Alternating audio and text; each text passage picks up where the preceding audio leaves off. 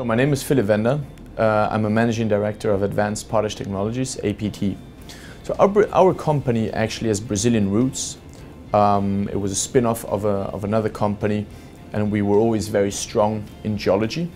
What we started to realize in Brazil is that, well, being agriculture the backbone of our entire economy, is that farmers rely 100% on imported potash.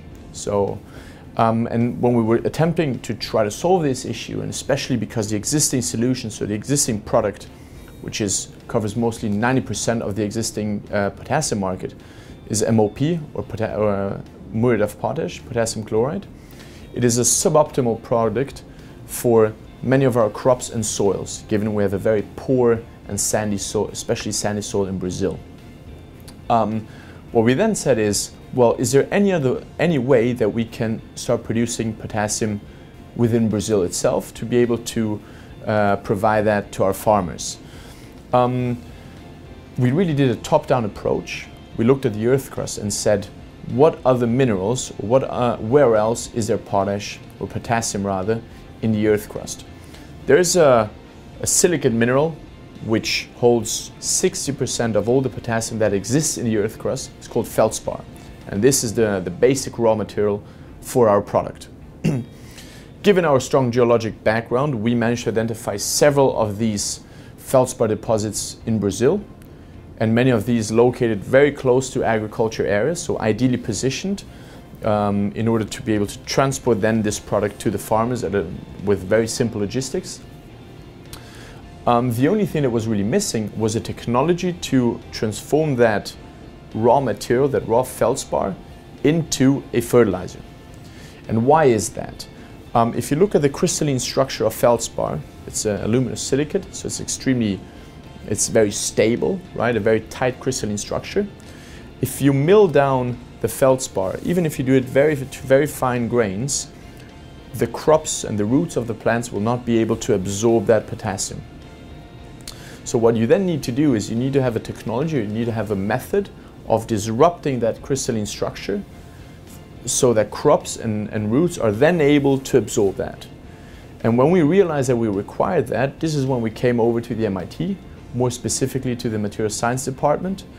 The connection was established with the Eleanor Lab, where we sponsor research, and that team, with their expertise in material science, managed to come up with a low temperature, very effective hydrothermal process to transform feldspar into a high value add fertilizer. This is how the connection essentially was established and how we developed that. It took about a year for the first patent to be filed. We continued to develop the process over time to further increase our IP and also protection over the technology. And this is where we are at the moment. The project started roughly 2011.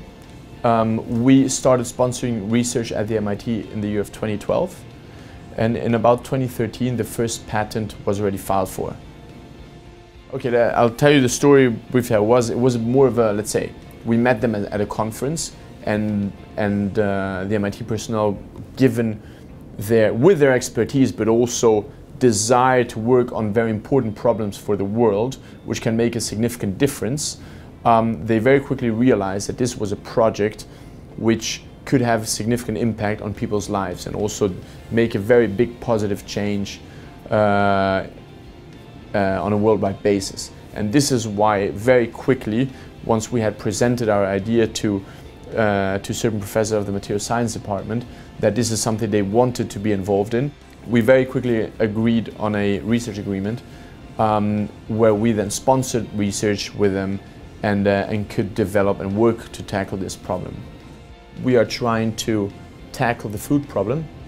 The most effective and impactful way of increasing crop yields is still through fertilizers, so nitrogen, phosphorus, and potassium.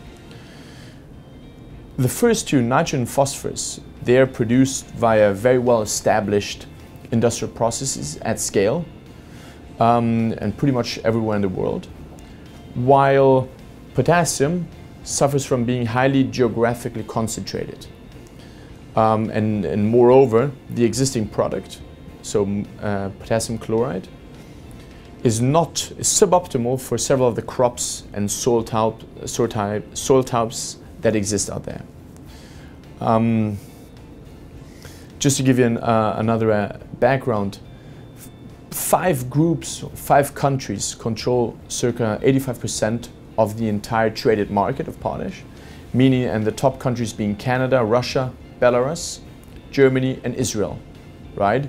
These are all highly developed economies located in the Northern Hemisphere, while many of the countries which still suffer from very low yields and low quality soil types are located in the Southern Hemisphere. So you can already see there is a very big disconnection between where the fertilizer is produced and where it is also very much needed. Given the high logistic costs to bring that fertilizer from where it is produced to agricultural areas, especially in the Southern Hemisphere, that creates a situation where many of the farmers, which would actually require the product, are not able to acquire it just because it reaches them at a very expensive price. And that makes it then non-viable because he will not have the benefit of the fertilizer will not compensate the price that he's